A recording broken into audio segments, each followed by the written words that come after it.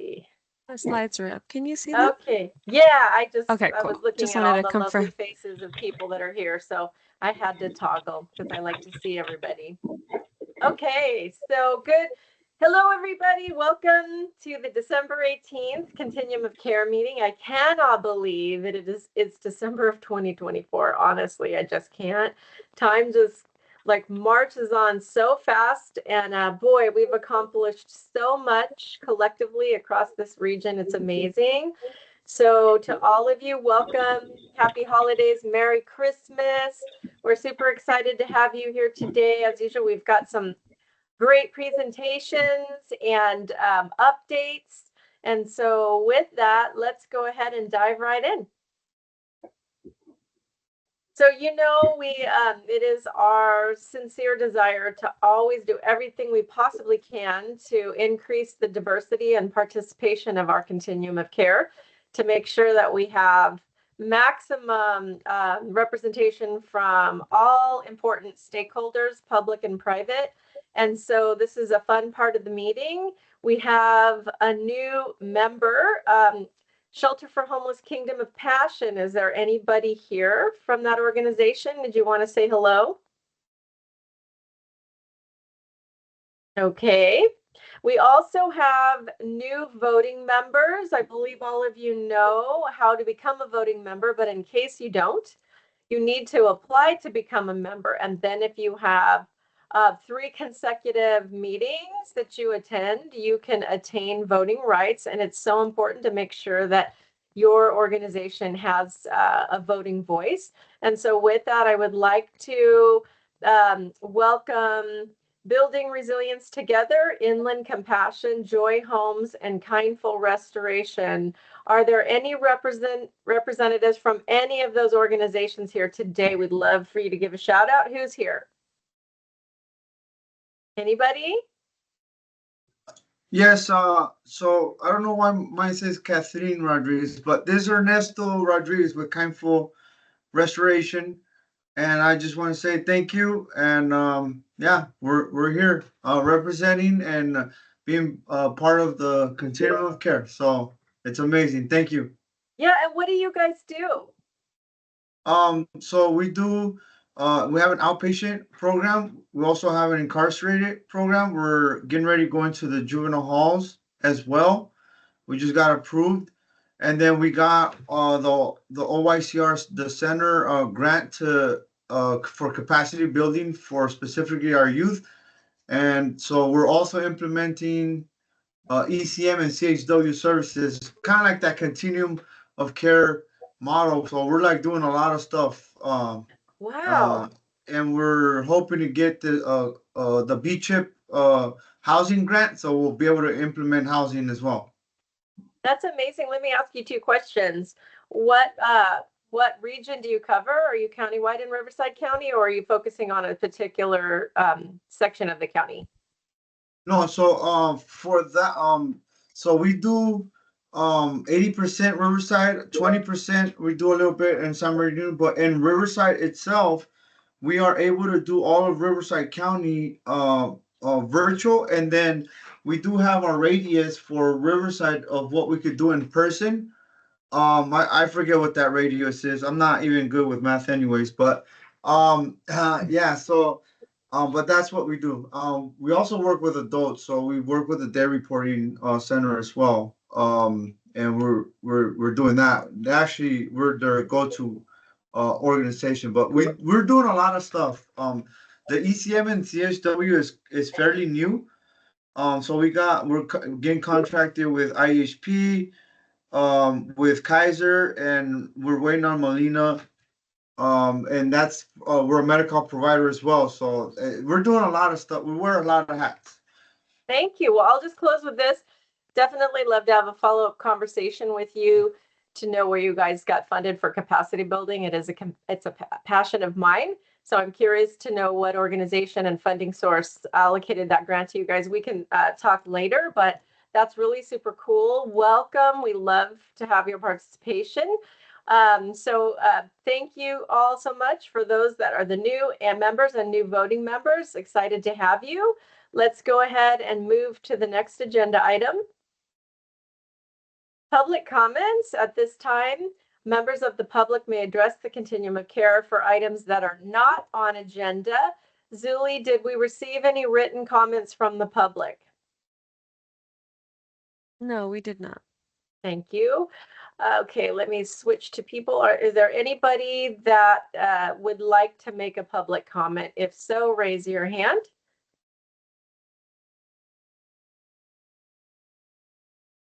Okay, hearing none, we'll go ahead and move on to the next agenda item. Leadership Spotlight. All right. As the chair, I love to have these leadership spotlights. It is my privilege to collaborate with all of you to spotlight different leaders in our region. And CityNet is, I'm super excited to have this opportunity to have CityNet with us. For us in our region in Corona Norco, we have an amazing partnership with CityNet, but what they do is much bigger and broader than just Corona Norco and even in our own region here locally. And I'm excited to introduce to you Martin Joseph. He is the regional director. I just want to tell you a little bit about him. He has close to 8 years in homeless and behavioral health services, and he currently supports all of the outreach, engagement, case management, and housing navigation efforts in Riverside County for CityNet. Martin, it's always a pleasure to work with you in your role in our relationship, and I can't wait to hear your presentation. And thank you to Jessica Bruce, who is I think you are the COO, if I'm not mistaken, Jessica. Thank you for being an important part of our continuum of care and helping to facilitate this spotlight today for your staff. Thank you, Karen, so much. I'm very grateful to be able to have this platform and opportunity to talk about the tremendous work that we're doing in CityNet. Just to kind of give you a brief overview of the organization as a whole, we are a 501c3 nonprofit that was established in 2003 in Long Beach. Now, the roots of CityNet are steeped in outreach. The founders of the company collaborated with local law enforcement to do police diversion because our founders just wanted to help in their communities. So they partnered with law enforcement and said, hey, if you have any unhoused or you have any displaced members of the community and you get a call from them in regard to those individuals, let us help. Let us provide services. Let us help in the community. So currently we have over 300 employees. And we have over 87 projects. We currently provide services in 6 counties in California, and for local context, the County of Riverside has partnered with us. The City of Riverside has partnered with us.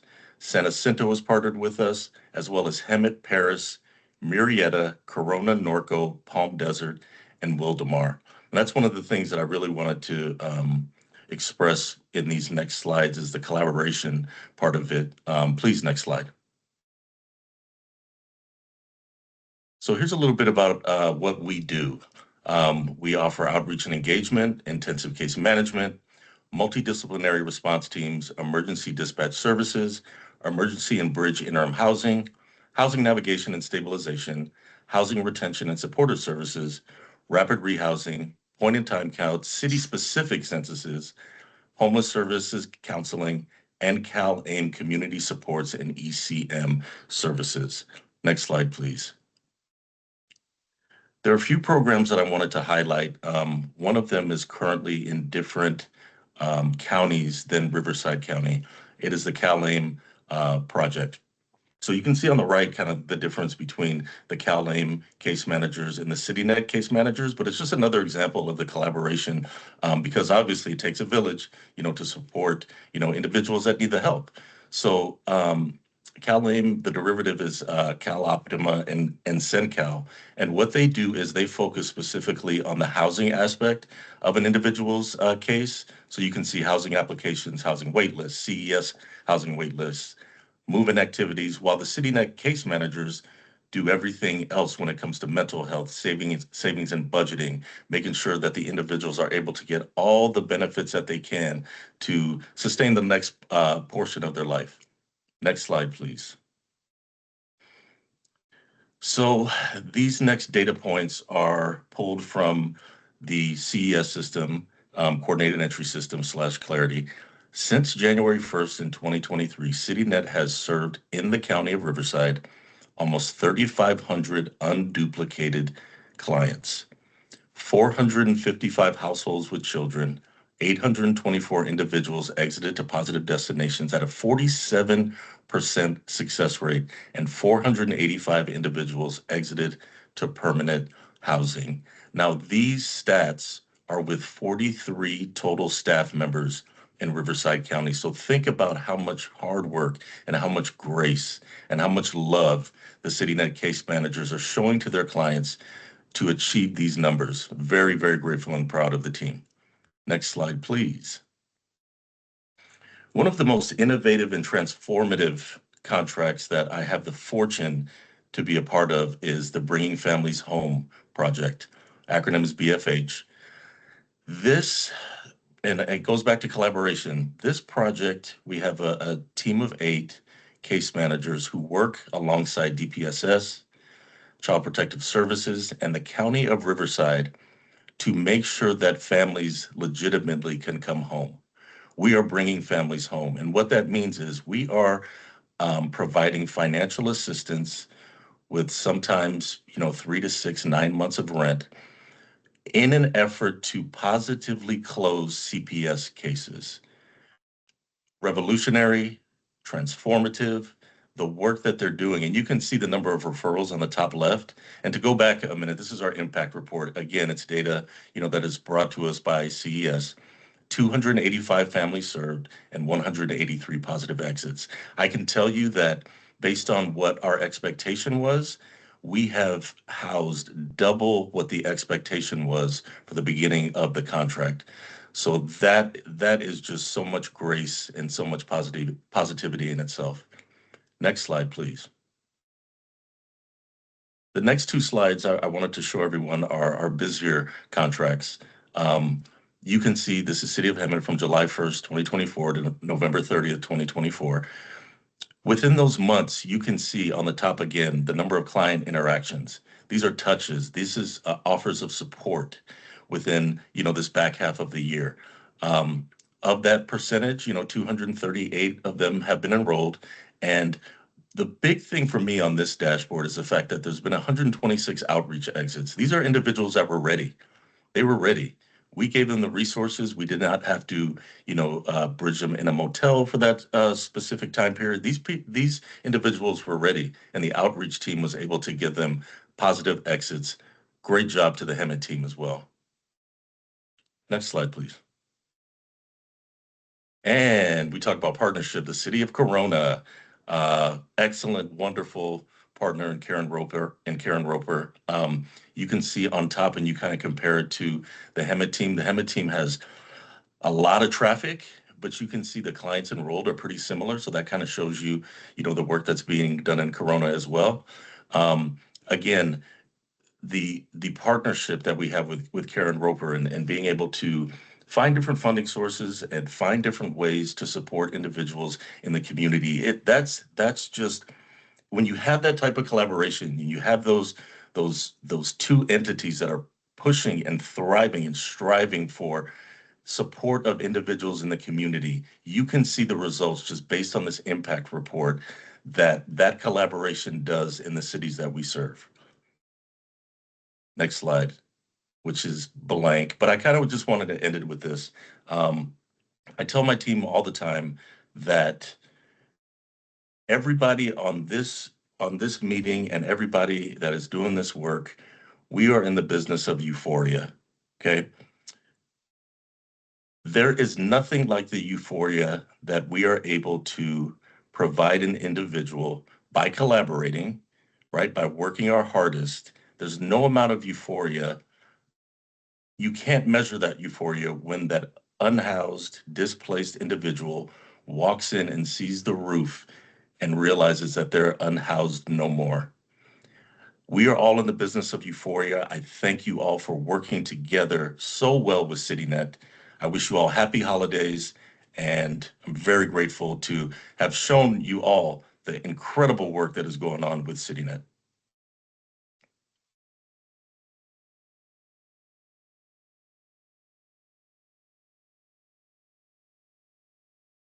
Karen, You're on muted. mute, Karen. Thank you. Sorry about that. Is there anybody that has any questions of Martin?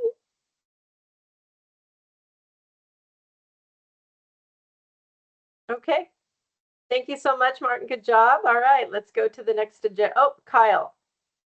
I did have a question. Hey, Hi, Martin, Kyle. it's Kyle with US Vets. How you doing, brother? Very well. How are you?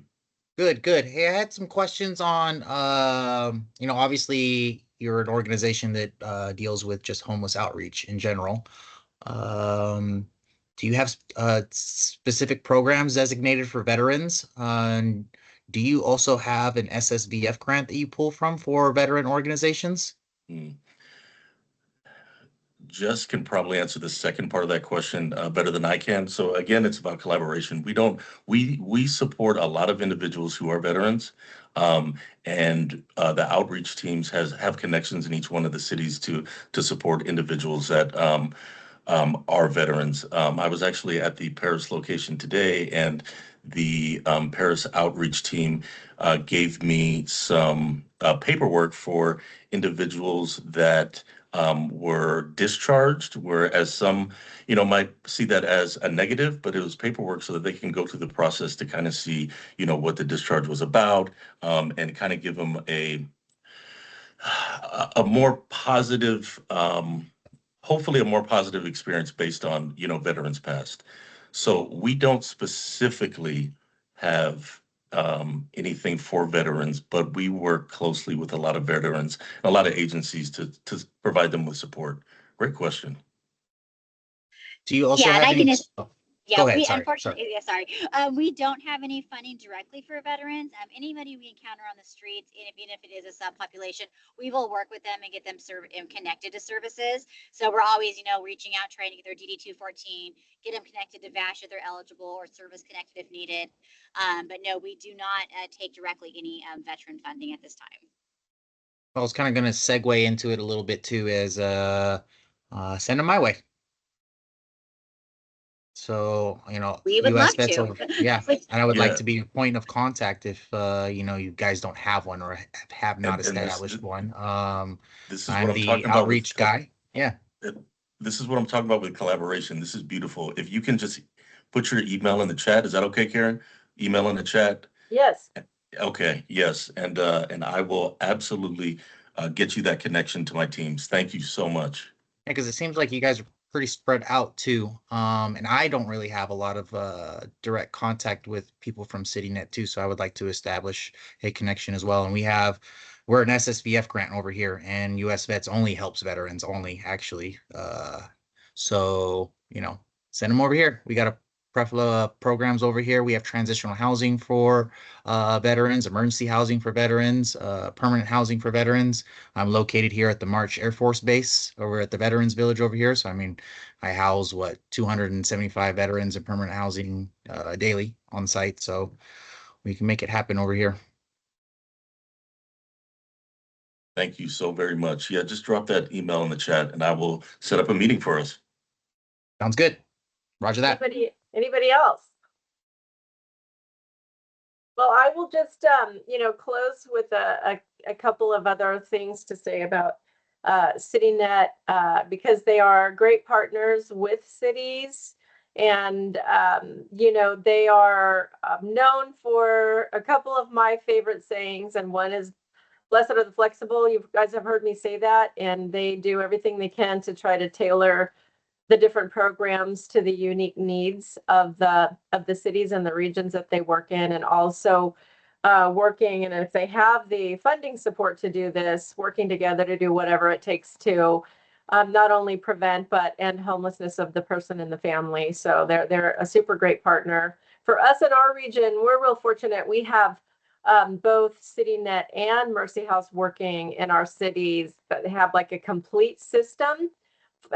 So it's really nice to have partners that are willing to do whatever it takes to get the job done. So can't send out enough appreciation and love to the way of CityNet, you guys. Thank you so much. All right, let's go ahead and move on to the next agenda item. Consent items. Zuli, do we have a quorum? Yes, you do. Okay. At this time, I'd like to entertain a motion to approve the consent item, which is the November 20th, 2024 Continuum of Care meeting minutes. Do I have a motion to approve the minutes? Motion. Julie, did you get that? Who was that made the motion? James Armour. Inland Compassion. Okay. Thank And you. do I have a second? I second. Nikki Shahai from High Expectation Development Corporation. Okay. Hi there. How you doing, my dear? Hi, Karen. Great. Do I have any abstentions or objections? Hearing none, the item passes. Let's go ahead and move on to the next agenda item. New business, agenda item 5. We have a few things under new business. Let's start with Greg Rodriguez. He's going to give us an update on Prop 36. Yeah, good afternoon, everybody. I'm Greg Rodriguez with the Deputy Director with Riverside County's Housing and Workforce Solutions Department. And a couple of you have asked for a report on Proposition 36, specifically some of the details, but how it might affect our homeless residents. As some of you are aware, back in 2014, Proposition 47 was passed that made various crimes misdemeanors instead of felonies, primarily theft and forgery crimes. For those that occurred below $950. In this past year, in November, Proposition 36 basically made amendments to Proposition 47. It actually goes into effect today, was overwhelmingly approved by the voters by 68% 68% vote. Basically, what the proposition does is increases the penalty for repeat shoplifters. So those who have 2 or more past convictions of $950 or less, from a misdemeanor to a felony with punishable terms up to 3 years. It allows felony sentences for certain crimes, such as theft or damage to property, to be lengthened of the crime, if it's committed by a group of 3 or more people. A lot of that is for some of the smash and grabs that you see. It requires that sentences for certain felonies, such as drug dealing, be served in prison. And then one of the notable changes too is allowing people convicted of possession of illegal drugs, specifically those that possess certain drugs such as methamphetamines or fentanyl, who have 2 or more past convictions for drug crimes, to be charged with a treatment mandated felony. This was done prior to Proposition 47. So it gives those individuals an option to go into treatment instead of directly to prison. And then the last part is basically requiring courts to warn people that they could be charged with murder if they sell specific illegal drugs, primarily fentanyl, but also heroin and methamphetamines. As far as how this will affect the homeless population, I want to make it clear that when this was first proposed and by the backers, it was like reduce homelessness. You saw a lot of the ads doing that, and I want to make it clear that the vast majority of these types of crimes are not undertaken by our unhoused population. Yes, some do, but that's not the vast majority of the problems that we see. With Proposition 36, we've actually attended a few forums over the last few weeks that have included public safety.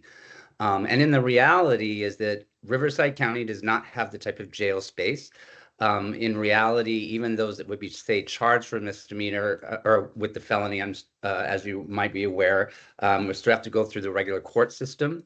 What we've seen is that in talking to various public safety agencies that they definitely will enforce if people are breaking laws, especially selling and dealing, especially to unhoused residents, but really continuing to do the compassionate approach that we as Riverside County should be very proud of in all of our jurisdictions about, utilizing law enforcement and techniques, but again, partnering with our community providers, with our nonprofits such as CityNet, such as our shelter systems, to make sure that we're getting people into treatment. Those are kind of the highlights. We'll, obviously monitor the data as we go forward and be able to report out on any, negative impacts that might happen. So happy to take any questions. It's pretty cut and dry, but again, relatively new program is starting today. So.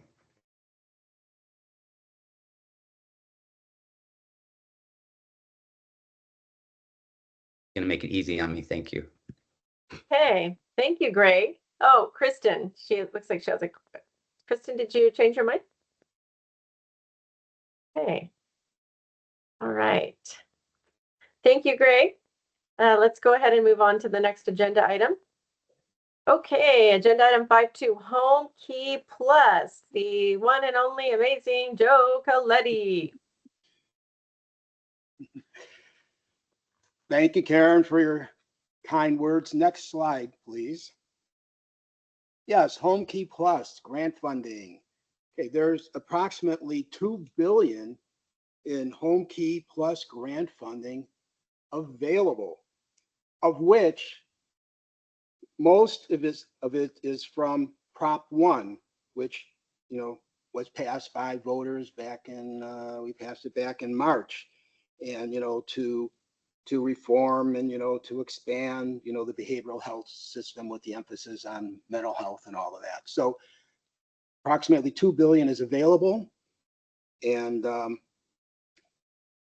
next little bullet over there notes about permanent supportive housing, and of that $2 billion, approximately $1.1 billion, of which $800 million is from Prop 1 and approximately $300 million from HAP supplemental funding.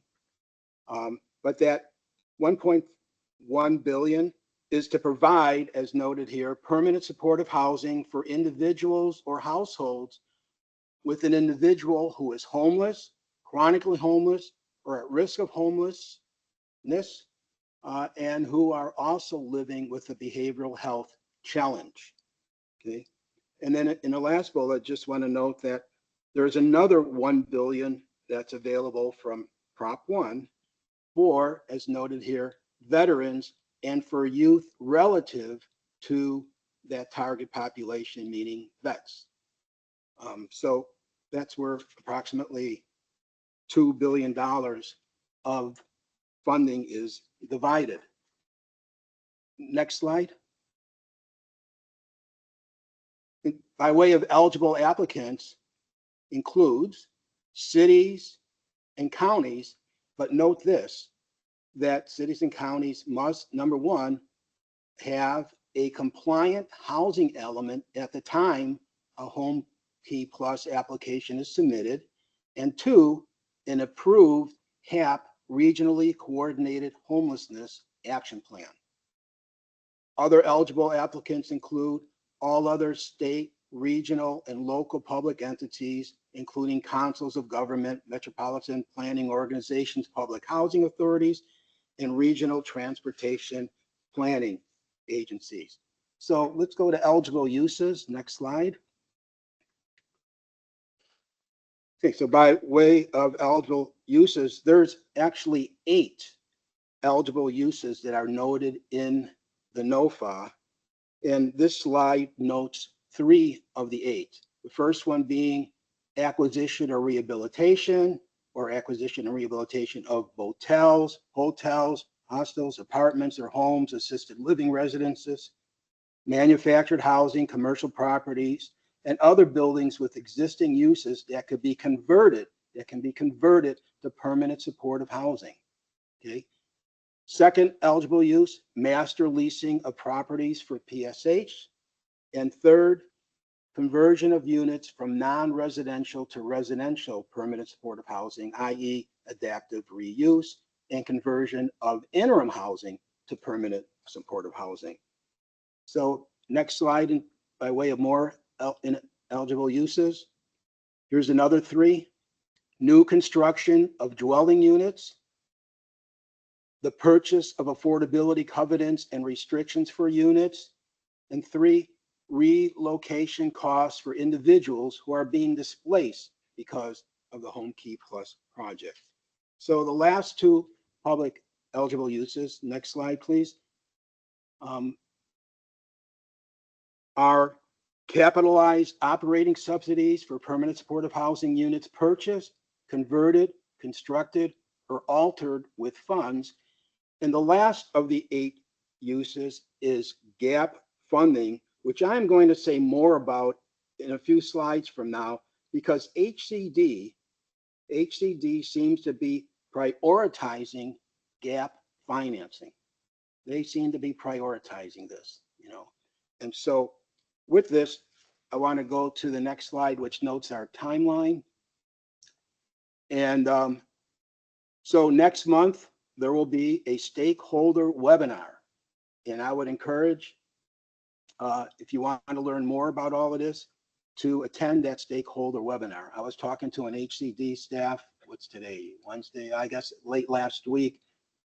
And they're saying, yeah, we're still, you know, having to, you know, figure out how we're going to answer a whole bunch of questions, you know, and that during that stakeholder webinar, questions will be asked and questions will be answered. So also in January, late January, the application will be released. Okay, the NOFA's out, but the application release will be released late January. And then again, here at the bottom of this slide, note this: final application due date for gap financing projects, March 14th, right? And then all others, May 30th, or until funds are exhausted, whichever occurs first. This is the really main reason why I'm saying that it appears to me that HCD is prioritizing gap financing. And so with that, I want to say more about gap financing. But before we go there, I want to draw your attention to 3 rules and regulations. And the next slide will show 2 of the things that I want to mention. Next slide, please. Okay, those 2 things are, number 1, a pre-application consultation with HCD. Quote, HCD requires all eligible applicants and co-applicants to engage in a pre-application consultation with HCD prior to applying. Number 2, coordinated entry system. Referrals to Home Key Plus assisted units shall be made through the local CES or another comparable prioritization system based on greatest need for housing and services to determine the most appropriate referral. Also noted here is that if referrals will be made using a prioritization system other than CES, the applicant must describe the plan for tenant referrals in detail, including which agency is responsible for managing the referral approach and what stakeholders are involved in the prioritization process. So the third thing that I wanted to mention brings me back to gap financing. Next slide, please. Here it is, gap financing. Okay, what is it? Here. HCD is prioritizing shovel-ready projects and thereby quickly increase the number of units available. Gap financing applications should request the full capital amount needed to proceed with and complete construction. And here at the bottom of this slide, I already noted this, but I want to underline it again. Right? Final applications due date for gap financing projects, March 14th. It's the application due date for gap financing projects. All others is May 30th or until funds are exhausted, whichever comes first. So it's clearly, at least to me, that gap financing is the priority shovel-ready projects. And on the next slide, please, a little bit more about gap financing applications.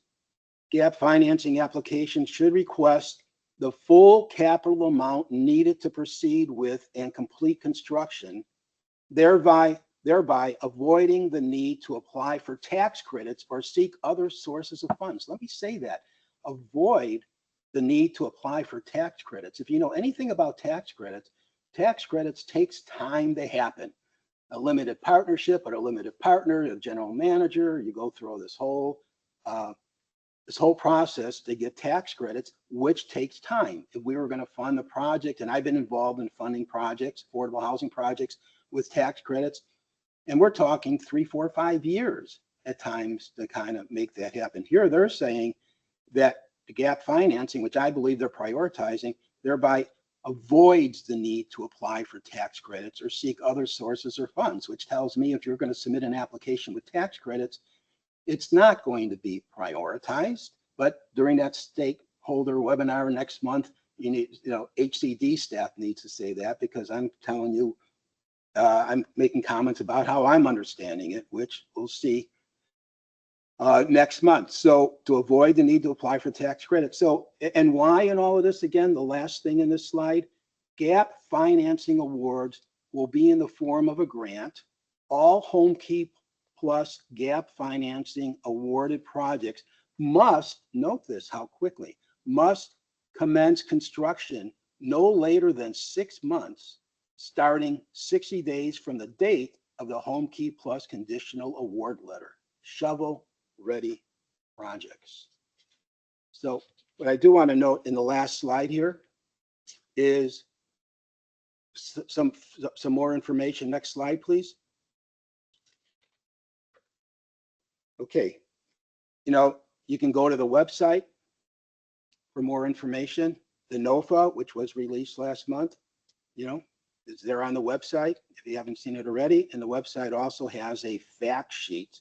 And so again, I was talking to HCD staff, or at least one of the staff person, saying, hey, the stakeholder webinar in January is important. And that's where a lot of this information will be, and a lot of questions will be answered, and a lot of this information will be elaborated on. So I will stop there. Okay, it looks like Tanya has some comments or questions. Thank you, Madam Chair. I just wanted to jump in and say what a big deal it is to have Joe Coletti joining us on this call. Many of you remember Joe. He has worked with our Continuum of Care for many, many years.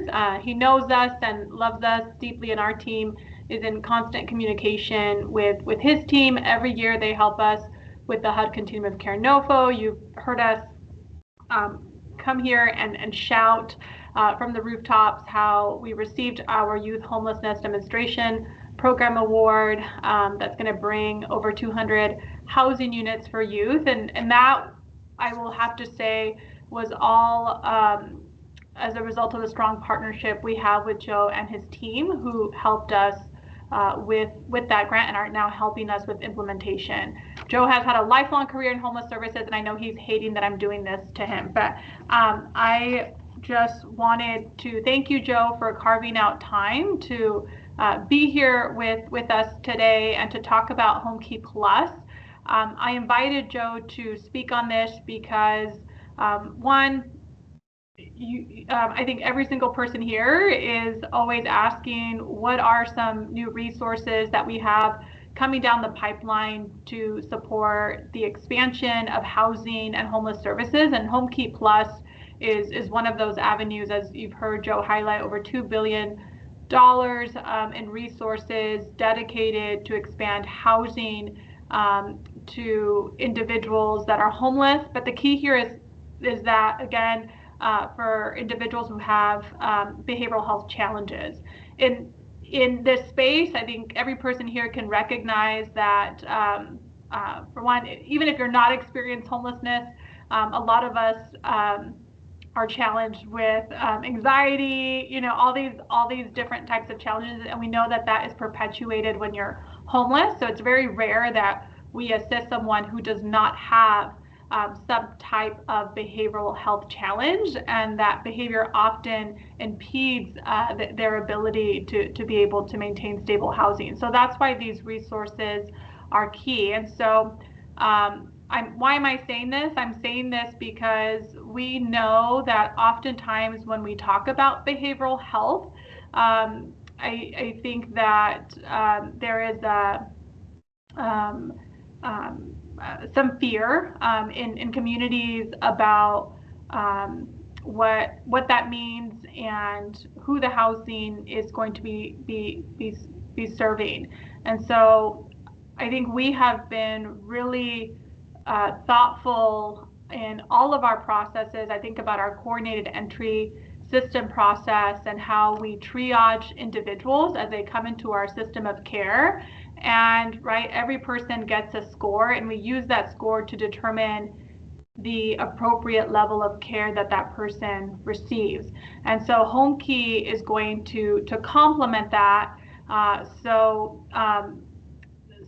that we're getting people into the right intervention, and that right, how each project is designed is really up to us. In a lot of these models, we have case managers on site that are there to support residents navigate and get connected to the different supports that they need, and are there to support property managers who are managing the projects. And I think we have a lot of good examples of, whether it's through Vista Dorada in the city of Corona, that's one of our Home Key projects, and you heard Karen talk about those. I was recently on site there during Thanksgiving, and I got to meet with some of the residents who had been chronically homeless prior to making that Home Key project their home. And it was so moving to hear from them what housing has done for them, and how meaningful and impactful it has been to just be able to run downstairs and meet with their case manager whenever they need help with something. And I know there's a lot of examples of this. So our biggest challenge, for everybody in this space, will be right, where do the opportunities lie for potential Home Key projects, and then how can we make sure that we are working closely with our cities to get them to support these projects as well. So I don't think there are any better people than those in this room to provide that type of education and awareness. But I wanted you guys to also know that as you're having those conversations with cities, or even the faith-based community, I think about Melanie Steele, who has done a lot of work through the Inland Cal Housing Collective to facilitate faith forums and try to encourage more housing productions within our faith-based community. All good work, but if you guys need help having those conversations with cities, with faith-based organizations, or helping us, or maybe you need help connecting the dots with a developer, a supportive service provider, lean on us. That's what we're here to do. So sorry for going on and on, but Joe, thank you for making time for us. And for everybody else, I hope the information was helpful, and our hope is to get some potential project applications in, but we need your help identifying where the connections, where the opportunities lie. Because as Joe has said, the state is really looking to identify projects that are leveraging other financial resources. Thanks. Ms. Tanya, just a couple of comments and questions too, because you know how I feel about these Home Key projects, because the Vista Dorada project was so hugely successful. So too, for the benefit of all of our members, a couple of the things that helped the Home Key project that we worked on be so successful with you guys is two things. One was a partnership with behavioral health, who have staff on site to provide the critical behavioral health supportive services. I see Dr. Larissa Villarreal on. So I'm curious to know if they've got bandwidth capacity to be able to partner on more of those projects. And then secondarily, I don't see Juan on, but do you know, either Tanya or Greg, is HWS going to take, because like if I look at the Vista Dorada Home Key project, so Abode and HWS co-led an application jointly that was submitted to the state with the amazing expertise of HWS. It really helped. And I know there's some resources we don't have anymore, like the ARPA resources or as many project-based vouchers, but I didn't know you all have a lot. So I'm just curious to know the bandwidth for behavioral health and HWS for this opportunity. I'm happy to jump in and say that the county does have to sponsor. So we serve as a sponsor for each home key application. So if you are working on a home key project, we likely will be connected, or you will want to reach out to us so that we can review your project application together. And then, as we did in Vista Dorada, look at connecting the dots as far as what other resources are available to make that project whole. I think the other challenge that we will have that we didn't have during the first round of home key projects is, which we use with Vista Dorada as an example, is Section 8 vouchers. So I think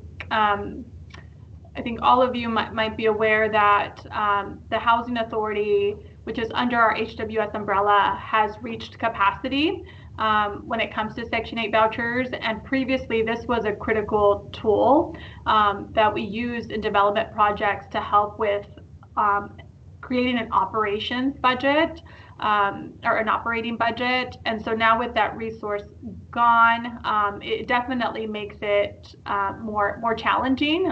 But nonetheless, I'm just putting that out there as a reality, and we'll kind of have to work through that issue together as we review each project application. And I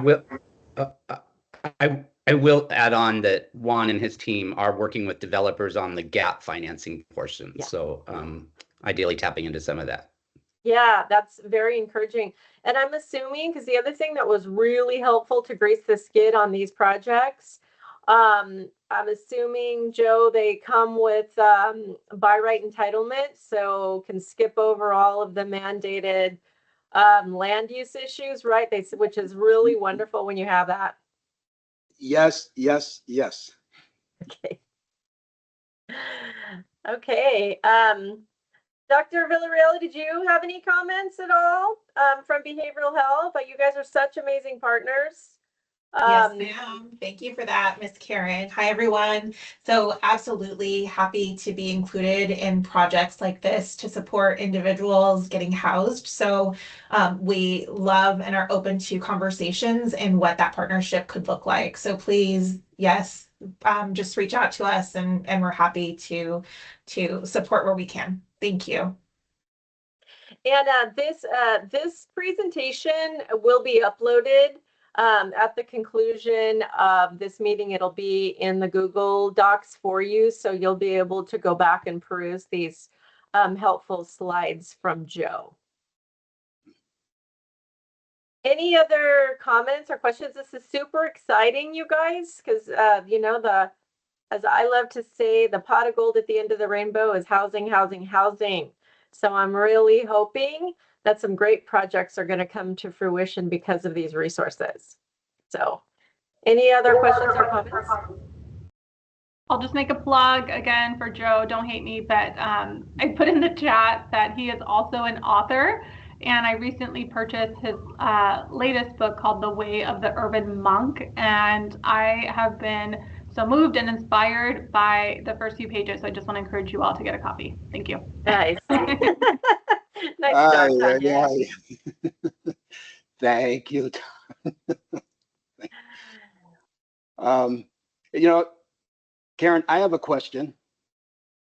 Yeah. I have a question, Karen. Yes. By way of eligible applicants, what about COCs? And Karen, I got an answer.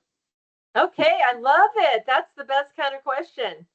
Applicants must collaborate with the COCs. They need to collaborate. What does that mean? When you go through the NOFA, it'll say things like, oh, to identify the populations with greatest needs, must use the most current, the latest HMIS data and things like that. So, no, I thought I had another question, but no. Okay. Well, that's important. Thank you, Joe. And just so you know, we you know, myself as the chair, our vice chair, Michelle, work so closely with Tanya and her team in HWS to make sure wherever there's collaboration that's required, or even if it's not required, but it can help to enhance the opportunity. We do letters of support all of the time. But HWS has this so fine-tuned. It's so wonderful. They do so much behind the scenes. So you know, when it comes to stuff like that, sometimes they'll just tell us what we need to do, or, you know, extract the data and get it to the application directly. So, but whatever I can do, Miss Tanya and team, you know, you can count on me. Sign, sign, sign, support, support, support. So, okay. Thank you, Joe. Any other comments, Joe? No, I was just going to say thank you. I appreciate the opportunity to be with all of you and to see you all, and really enjoy working with staff, and Tanya and folks know that. And Tanya, thanks for the plug on the book. Thanks for the mention. But yeah, it's great to be here with you once again, and thank you for the opportunity. Okay, let's go ahead and move on to the next agenda item. Okay, item 6, standing items. Miss Emma, are you here? I am. Hey, welcome. What you Thank got? you. Thank you. All right, we have a few things for you today. Good afternoon, COC members and partner agencies. I want to wish everyone a Merry Christmas and a Happy Holidays. Thank you for being here.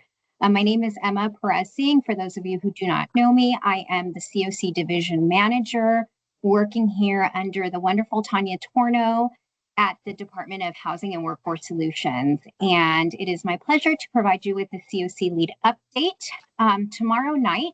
In partnership with the Riverside University Health Systems Behavioral Health Department, the City of Riverside, Coachella Valley Rescue Mission, and many county departments and nonprofit partners, we will be hosting the Longest Night Homeless Persons Memorial event at Fairmont Park in Riverside, at the Behavioral Health Clinic in Hemet, and at the Coachella Valley Rescue Mission in Indio.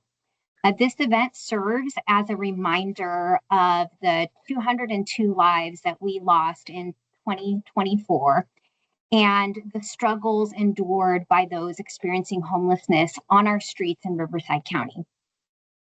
This is a time for us to come together as a community to remember and to affirm our commitment to ending homelessness.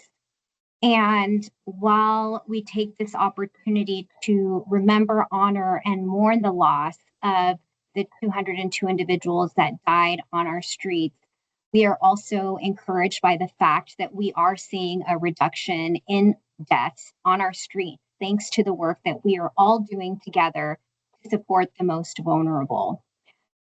For our direct service providers, and actually, let me just pause there because I don't want to just brush over that.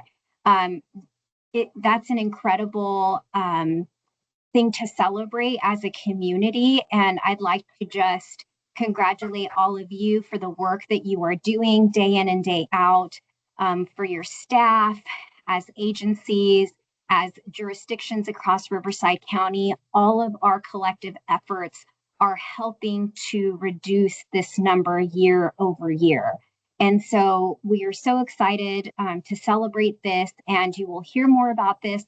If you are in attendance at our event tomorrow, we will also be recording the event and sharing that video for those of you who are not able to attend. The event starts at 5 p.m. We will have a resource fair at the Fairmont Park location, as well as the Coachella Valley Rescue Mission location from 5 to 6, including a dinner, and our program will promptly start from 6 to 7. And those in attendance will have an opportunity to participate in the memorial by lighting candles in remembrance of each person who has perished. We will also be having a special veteran honor with the rendering of taps at both the Riverside and the Indio location. So it's going to be a really beautiful time for us to come together as a community. Also exciting is at our Riverside location, our VA partners will be in attendance and we'll have conditional VASH vouchers available. So if you are an outreach worker provider, please bring your veteran clients beginning at 5 p.m. The closer to 5 p.m. you can come, the better. We will have dinner available for clients. So please join us tomorrow for that wonderful event. Let me just pause for questions real quick before I move on to the next item. Does anybody have any questions regarding the longest night event?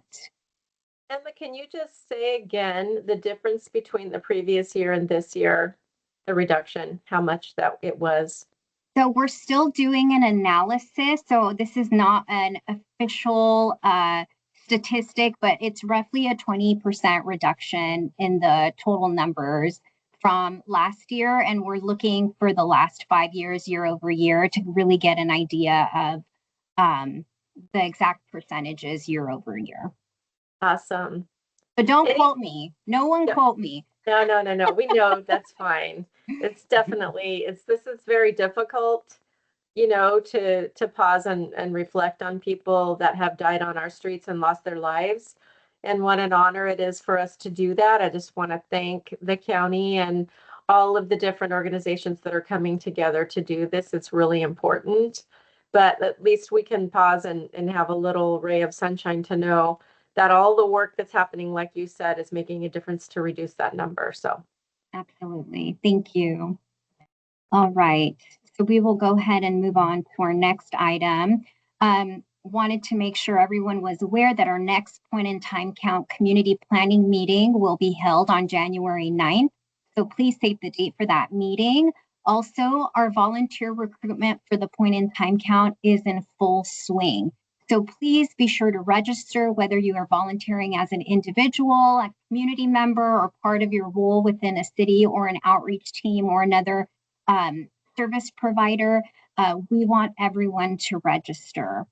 So please do that. An email went out to the entire COC. We can also pop the registration link in the chat before the end of the meeting, but we ask that everyone please register. It will help us tremendously on the administrative and coordination side to be sure that folks get assigned to the appropriate deployment sites and receive updated information and instructions, et cetera, regarding the count. I don't have a slide for the next two updates, so I will just provide them verbally. I did want to note that our Emergency Food and Shelter Program, EFSP for short, Phase 42 application is now open. Entities are eligible to apply for up to $20,000 per district served. The application will close on January 8th. So please do not delay in submitting your application.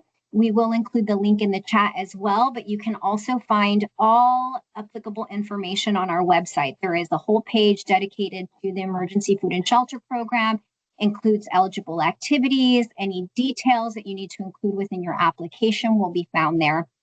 Actually, Rashana dropped it in the link in the chat, so you can refer to that. If you still have questions after going through the documents, please feel free to email us at the COC. We will be happy to answer any of your questions. And our last update, I wanted to also draw your attention to an email that was sent out earlier this week regarding the Community Budget Priorities Survey, which was launched by our county's executive office. This survey offers residents and community members the opportunity to identify key services and funding priorities that the county should include within its budget. So very important. This survey is open and available both in English and Spanish and will remain available through March of 2025. We encourage you to complete the survey, share it with residents you serve, and help spread the word to ensure that a diverse perspective is represented. And that is the end of my updates. Thank you, Madam Chair. Okay. Miss Tanya? Thank you so much.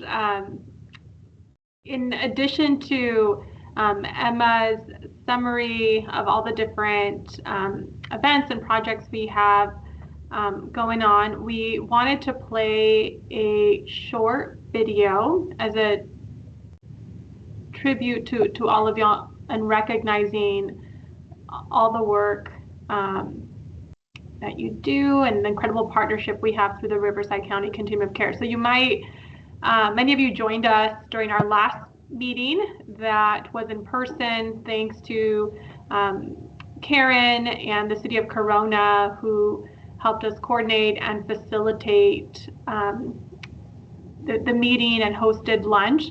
And at that meeting, we interviewed a few of you and put together this short video.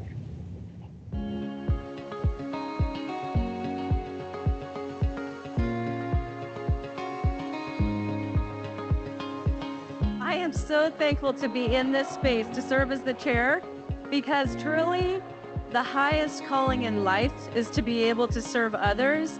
And when you give of your time or your talent or your treasure to be able to bring transformational change, you can break the cycle of homelessness and change lives for generations to come.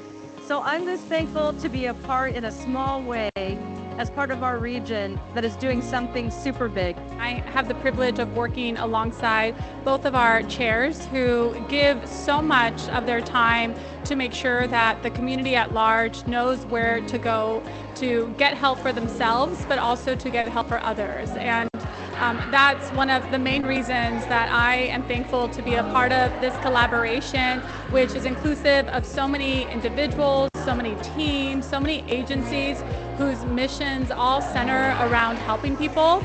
And I don't know that there's anything else that is much more beautiful than that, than a community coming together than helping their neighbors. I am so grateful for the Riverside County Continuum of Care, because it is a place to gather with like-minded organizations, city entities, and county entities to work together to figure out best practices, to collaborate and innovate to care for the most vulnerable of our community. The COC, they are excellent. We have received countless donations on their behalf that we were able to give out to our clients. In addition, with the COC, the opportunities that they present and then the grants that we are able to go after is awesome. And then we're able to network and collaborate with one another, which is a great experience for the community itself.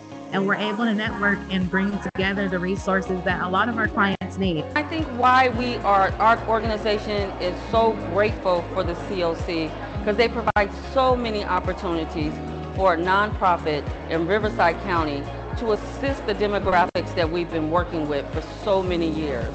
And when we need assistance, not only are they providing the funding, but they provide technical assistance, they provide the one-on-one, which a small nonprofit needs. I think what I'm most impressed by or satisfied at working with the COC is that it's very inclusive. Not only are they looking after the interest of the youth in our community, but they're looking after our veterans, they're looking after our seniors, they're looking after our children, they're looking after everybody, and they include that in a very large and diverse county. And I'm just very happy to be able to serve them in that capacity. I'm really grateful for COC for giving us a chance and allowing us to be a part of the great work that they do. And I'm excited to carry on in partnership with the COC for years to come.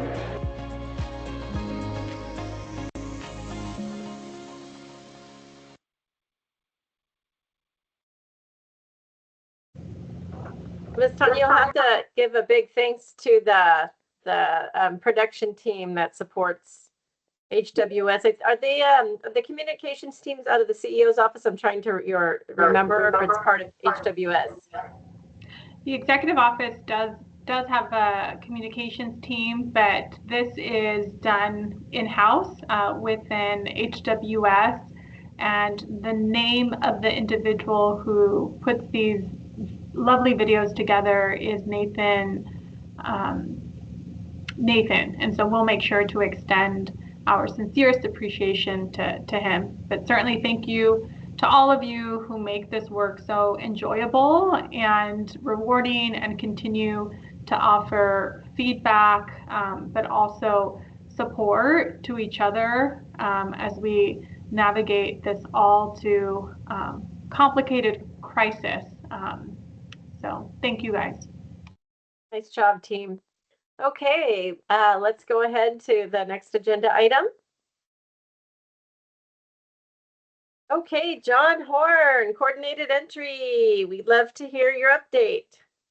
Yay, thank you, Madam Chair. Next slide, please. I'll be giving the update for December, which would actually be the November update. I'll be going over the CES lead update, announcements, and other updates.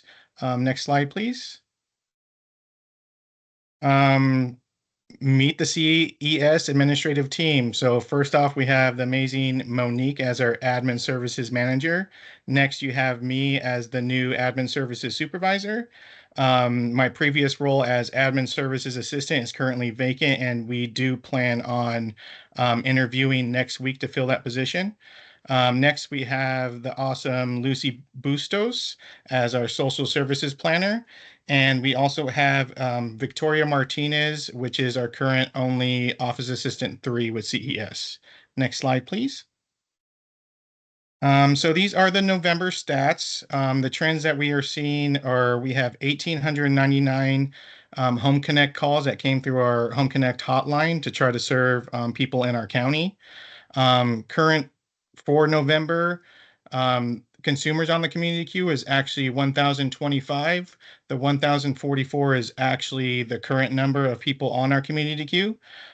For the people that we housed in the month of November, we currently house 37 individuals or families. The areas with the highest numbers on the community queue is the city of Riverside at 359. Next, we have Indio at 133 and Palm Springs at 140. And looking towards 2025, we are hoping to bring those numbers down in Indio and Palm Springs with all the awesome projects we have opening next year. Next slide, please. Next, of course, areas of improvement. As you guys do know, you could always email myself, Lucy, to provide any type of CES or HMIS training that your agency does need. We are here to help you guys in any way possible. We work closely alongside each city, especially when projects are opening, to try to make sure that people in that are currently in their city are getting housed at these projects. Next, CES and Housing Authority Collaborative. We do hold bi-weekly meetings currently with the Housing Authority. If your client did receive a referral from CES, we have seen great success in this collaboration with Housing Authority. This has sped up the process immensely to get these people housed faster, and not only get housed faster, to make sure these docs don't expire on the Housing Authority side. So this is why we're able to reach all of our goals this year to be able to house the people at the time they get C of O. Next slide, please.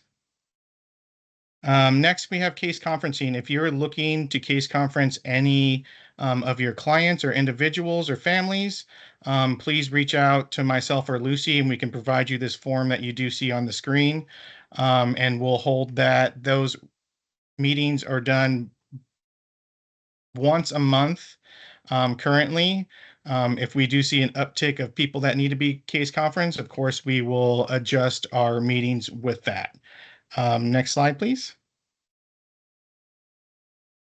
We're looking for presenters. If any of those amazing new agencies that came on today that have voting rights, or anybody that would like to present in 2025, we are currently scheduling for our partnership meetings to be able to present and talk about your agency and what you guys do. Next slide, please. Next, of course, we are always looking for recommendations. Anything you guys see gaps in or problems with CES, feel free to reach out to myself or Lucy. We are here to not only help you guys, but to take in your guys' feedback to make this whole process better. Next slide, please. I guess that's it. Thank you guys. And that is the CES lead update for December of 2024. Yes, Tanya. I know, I can't stay quiet today.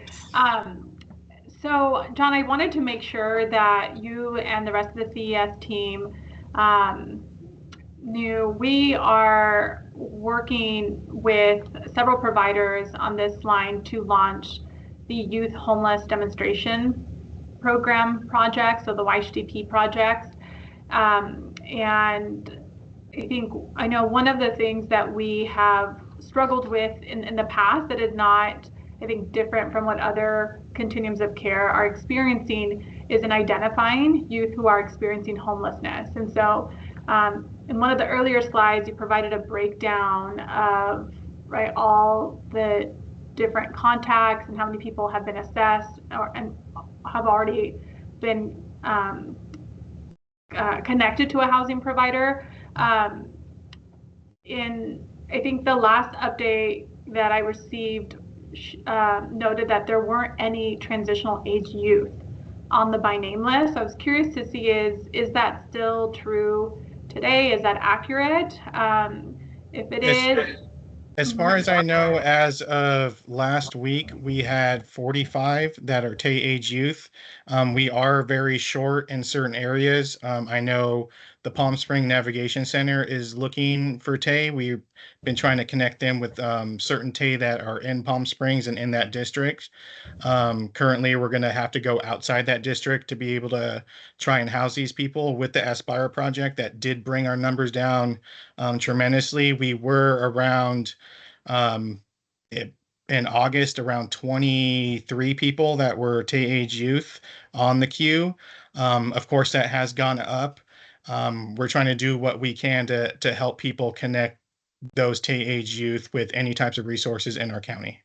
Okay, so it sounds it's a good thing. I mean, it sounds like as young adults are added to the by name list, we've been able to plug them into housing resources, and the Aspire project is one that is in the city of Riverside and is providing permanent housing. But I think you're right, and part of me wanting to mention this is to really get the support from agencies on the team who have boots on the ground and serve as access points where young adults are calling to request assistance, is to say, hey, we need your help getting the youth added to our county by name list and into CES, so that in April is when we expect these housing projects to come live.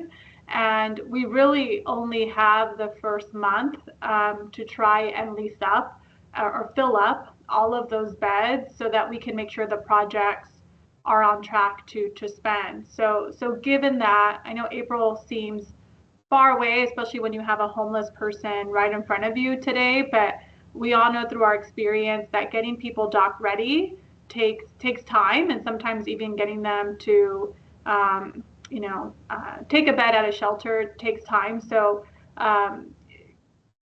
no, I think for everybody here, no, we need your help finding transitional age youth, adding them to the by name list, because in the next 3 months we're going to be doing an aggressive push to prepare and work with you all to get youth ready for those beds that are going to become live April 1st. And so what we don't want to happen, what would be the worst case scenario, is that these beds become available and then we have no young adults that are ready to connect to them. So I think as a system, what we can do is, in the same way that we have veteran case conferencing calls mirroring what the city of Riverside has done in their efforts to address youth homelessness, and maybe setting a separate meeting just for youth, reviewing the youth by name list and having a targeted focus and discussions on, well, if we truly can't,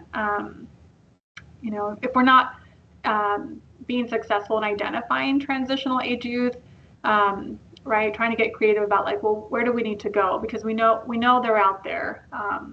And so I'm open to any feedback or suggestions, but I just wanted to let folks know that this is a concern that I and the rest of the team have.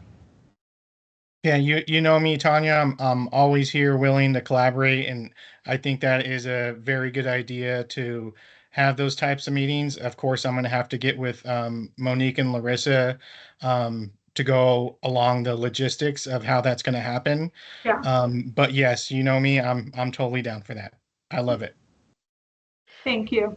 Before we move on to Renee, one thing I wanted to mention, Tanya, John is aware of this because he's such a close collaborator with us for referrals to Vista Dorada.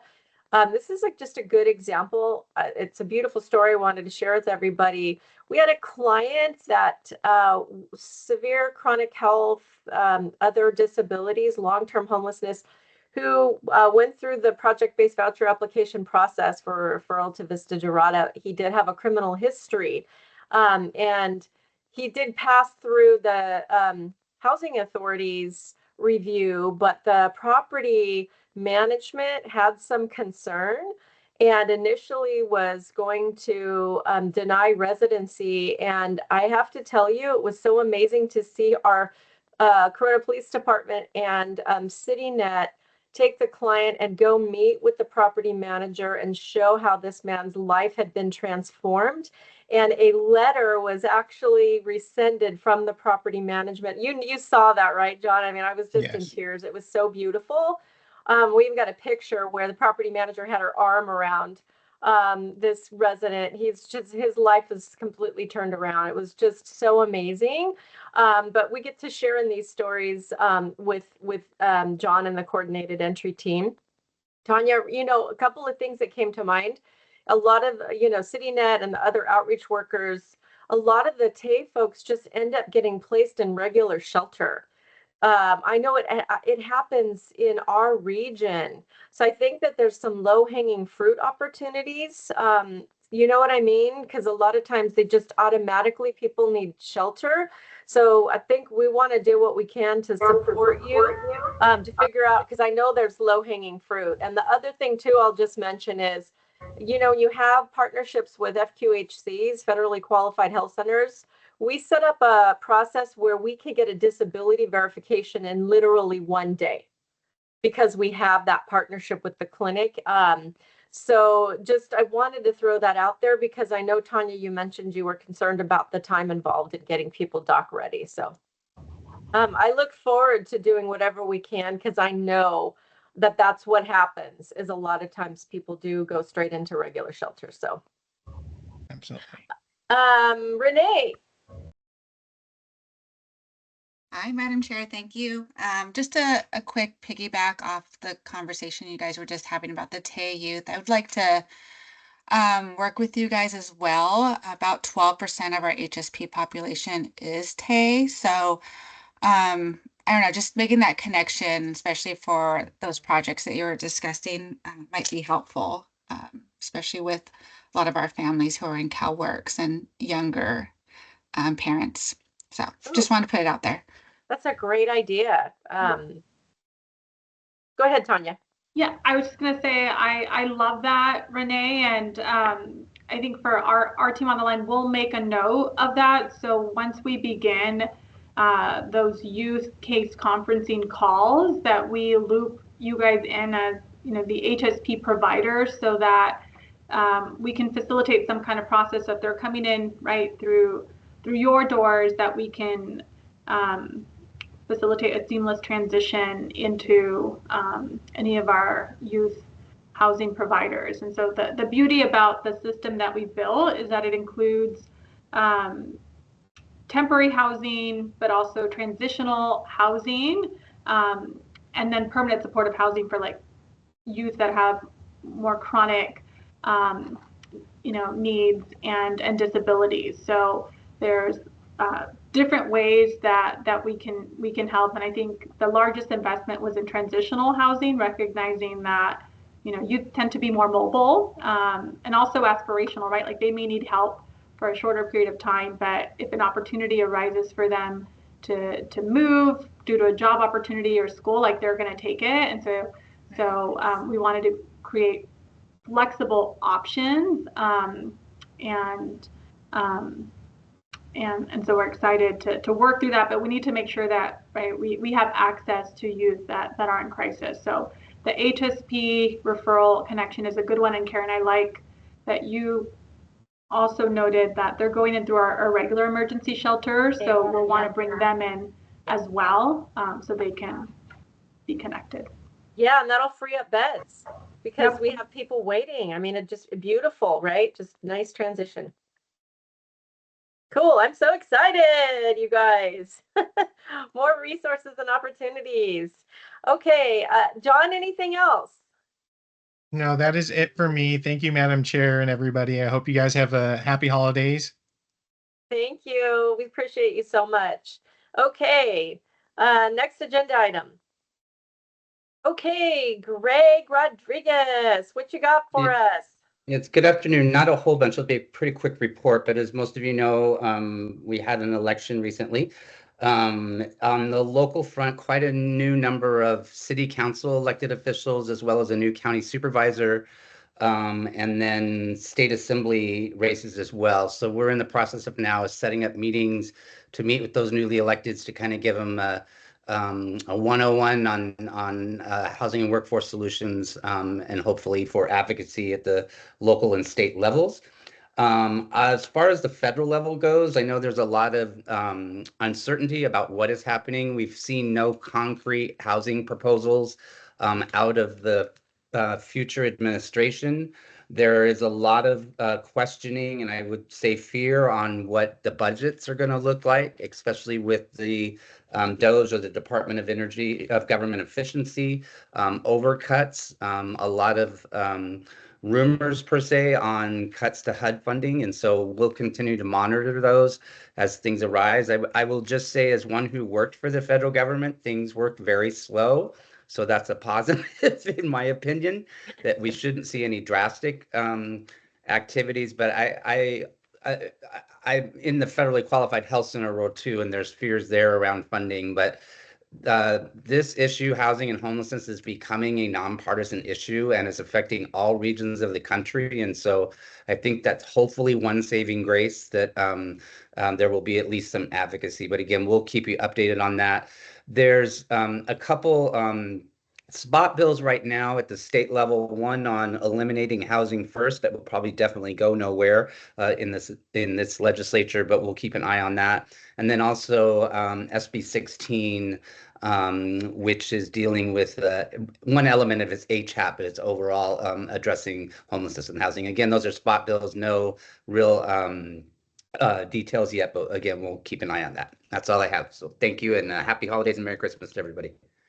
Greg, I just wanted to say that is brilliant that you guys are at the forefront of, doing those orientations. And, I know that that is your realm, with elected officials. And I just want to tell you and acknowledge that you do a great job, on messaging this is not a red or a blue issue, and how you are able to work across both sides of the aisle. And I hope that we all can learn from that, because we just need to continue to focus on messaging around unity, because that's what this is community health, right? So thank you so much for getting ahead of that. It's really wonderful to hear. Thank you, Karen. Appreciate that. Okay, any questions or comments about Greg's update before we move on? Okay, next agenda item. Okay, so you'll see that there was a committee report for Youth Advisory Committee. It's in the Google Drive, and in keeping with our commitment to you, you've seen my messages go out. If we don't have a need for an action item on the Policy Advocacy Committee, we don't. And the way that the Continuum of Care meetings have been going, especially with Greg's role and what he does, we're able to do a lot here in the Continuum of Care. So we will not have meetings for the sake of meetings. You can see I repeat, 3 letters of support. Myself and Michelle are always so thrilled to be able to sign these. Keep them coming. We love it. And then there are, for your review, 3 annual performance reports in the Google Docs. Next. At this time, we'd be happy to entertain any suggestions and call for agenda for the next meeting.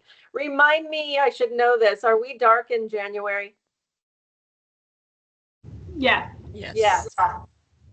So we're so used to meeting every month. You guys get a break. I'm going to miss you guys because these monthly meetings are so much fun, but it honestly will give everybody, I know we're all doing so much. So, and Julie, I believe, sent out the calendar already and was already sending out all of the Continuum of Care notices for the upcoming year so that you guys will be ready. Any thing on your heart that you'd like to see us place on the agenda? Anybody? If nothing comes to mind at this time, you can always email us at coc@rivco.org, the same email you see go out with all of the notices. Next agenda item. Okay, you guys, now is the time. Do you have any announcements? I know a lot of stuff is happening with each of your respective organizations. The holidays are super busy. Would any of you like to share about your special holiday events, special grants, special success story, whatever it's a time to encourage one another and share? Anybody? You all are thinking about going out and shopping, aren't you? Okay, Jariah. Hello. Jara? Yes.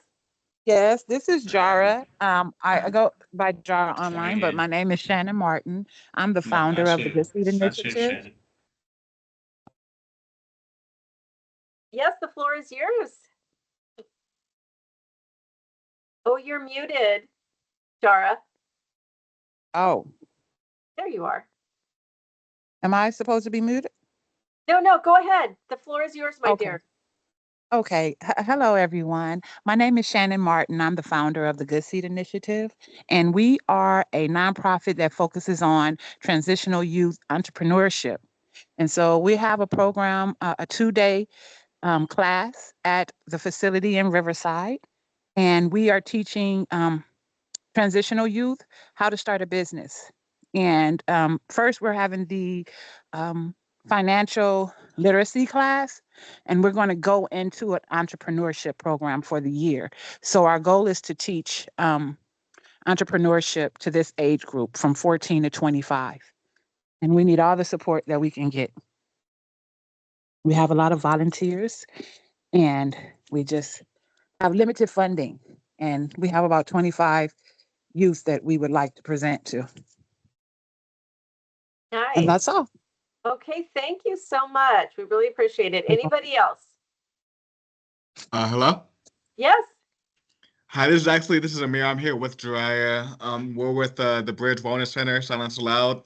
I just wanted to announce that we got a new COVID grant so we could give out free COVID test kits, free COVID PPE. So that's like hand sanitizer, masks, the little like hand wipies, and we have them available for any organizations or individuals to pick them up at the bridge if anyone's interested.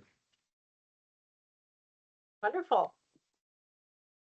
Yeah, speaking of, it's interesting because there for a minute, it seemed like at least I could see in our shelter, the COVID levels were spiking. And then it's kind of gotten a little quiet. I don't know if other people are seeing that, but hopefully I'm hoping we're not going to have a heavy COVID flu season. So, but it's great to get in front of that and have those resources. Thank you for the announcement. Other stories, opportunities, things you all want to share? Things happening? Yes. Hi, Trish here with All Persons House, but I also am a representative of Shelter Pathways. And as you guys know, we have opened the inclement weather shelter overnight here in Hammond and the San Jacinto Valley. And we do have success story. We've already were able to house 3 families that came in, 2 vets. And so far we've had 49 individuals that come in And we have about 29 of those individuals who are reoccurring. So that means that they check out and then check in and come back. And they come, get soup, sleep overnight, and then get checked out with hand warmers, sweaters. So that way they're not freezing throughout the day. But during the night when it drops below 40 degrees, they're able to sleep somewhere safe. So just wanted to say thanks for all those that did support, and we are still looking for more funding so that way we can stay open through the winter season. Thank you so much. Keep up the good work. Anybody else? Okay. Next, I think it might be our standing meetings. Adjournment. Okay. There we go. There's all of the meetings. So just wanted to make sure you keep an eye on all of those, and you have the information on our Continuum of Care website as well. And I'll just close with saying next month is the big month. What's going to be happening at the end of the month next month, you guys? Point in time count.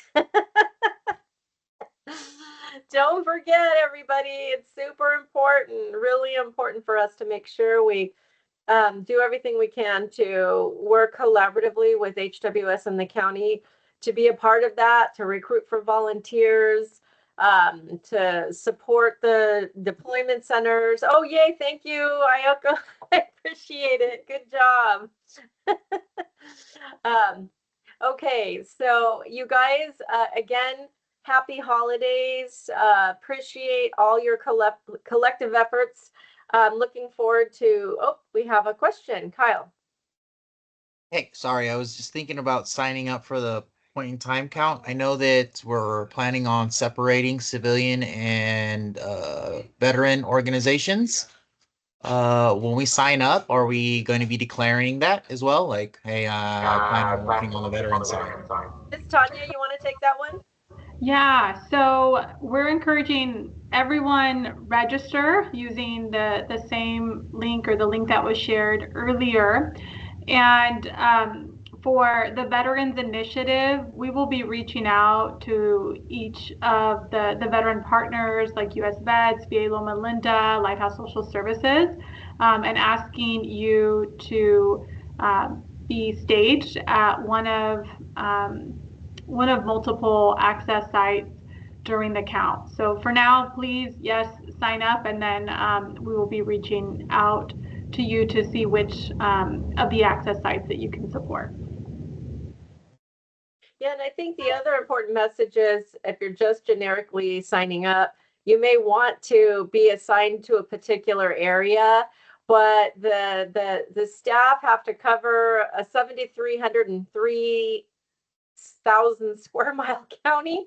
And so sometimes people are sent to other areas that might not have as much in the way of volunteers. So just wanted to throw that gentle reminder out there. No matter where you go, it's an amazing experience. So, okay, you guys, let's see. It's 4:36. We have finished early. I'm sure that you can use the valuable time at this busy time of year. So thank you all for hanging on with us. Have a beautiful rest of your day, wonderful holidays, and we'll see you at the next meeting. Take care. Thank you. Thank you. Happy holidays, everybody. Happy holidays. Happy holidays.